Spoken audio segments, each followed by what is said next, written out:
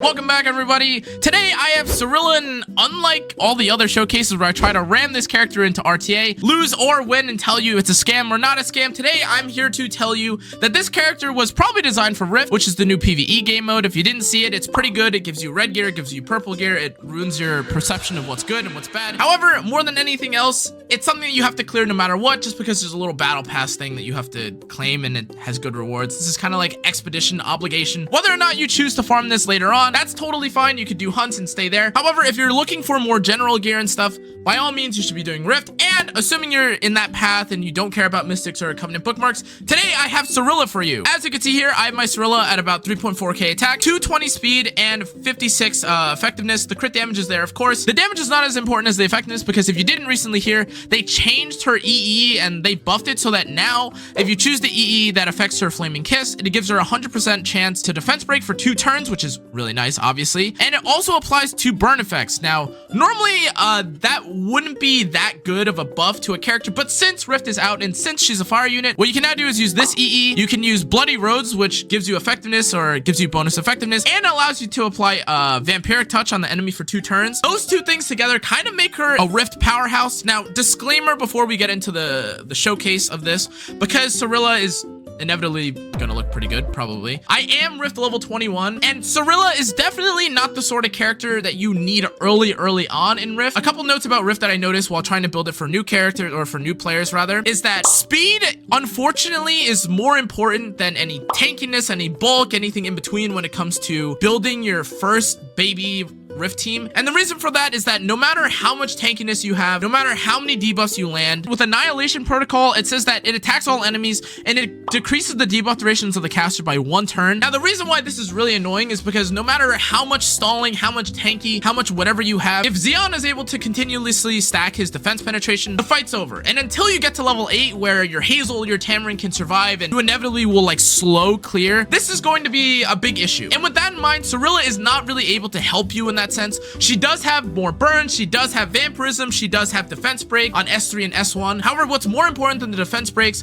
or any of the debuffs in this case is being fast enough that you can keep prolonging your debuff. So in case if you get 15% in, or in case if you have like a debuff that doesn't have a 100% guaranteed chance to proc, you can at least prolong the debuffs that you already have right now. So with that in mind, then the question is obviously, why would you need Serilla? When is Serilla good? And that's for the best, more optimal, I'm trying to clear everything in one go kind of Rift run. So for those of you that are now past like Rift controller level 15, 16, 17, you're getting towards like the end parts of Rift and you've now done this for a couple months, this is something that you should consider. So if you see right here, all we have is Serilla, we have Hazel, we have Serilla, we have Haste, and we have Kayn. There's a bunch of defense breaks. This is going to do a decent amount of damage. It does, I think about, yeah, it does about 20,000, and it sets up the Haste for damage as well.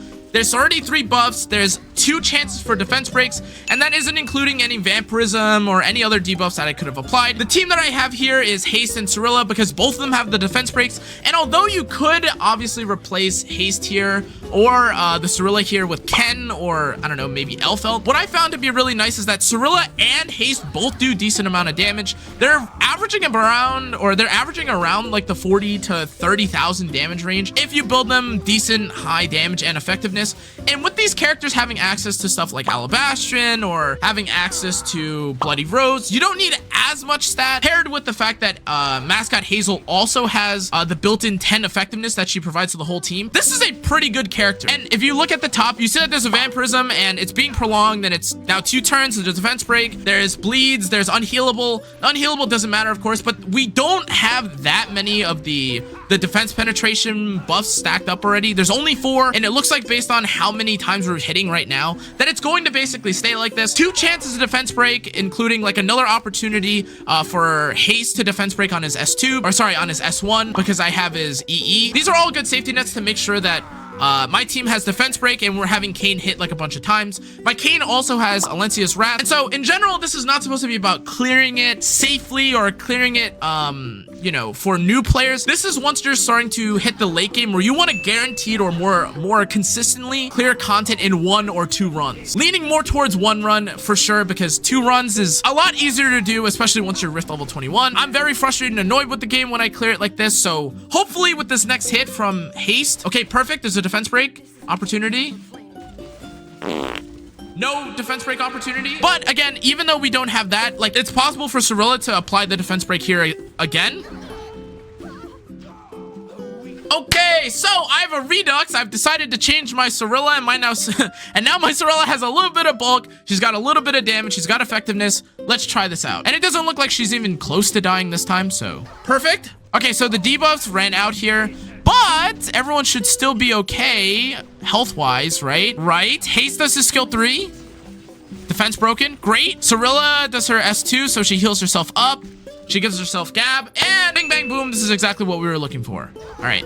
So, he did get another stack, but that's not that important. We have 2 opportunities, by the way, or we have 2 chances to technically land Vampirism now, as opposed to before where all you were kind of guaranteed was Ken's attack down and the defense break, okay?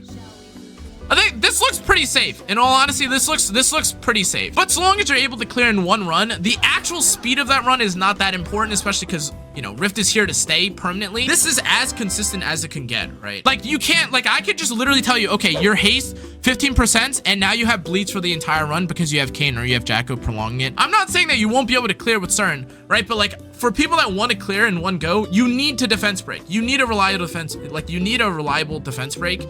And like, this is the only way that I could see it. The goal of me trying to explain Serilla is that I want a team that has the highest chance of defense break early. Bing, bang, boom. Like the run is done. You just keep clearing and it just does as much damage as possible. Hopefully one-shotting, and then the run is over. I know that this wasn't much of a showcase for her in PvP. And let me tell you, if I am trying to defense break with Serilla against, I don't know, a Dilibit or a Mediator Cowrick or a Destina in RTA or Guild War, I will lose it. Anyways, that's Serilla. I think she's pretty good. The gear here, I don't think is too crazy. I just have some HP. She doesn't have the most damage in the world. I just wanted her to survive. I wanted to apply Vampirism when I could. The EE is pretty good, I would say, especially if you're out of options. You don't have other characters. You don't have haste. You don't have Ken.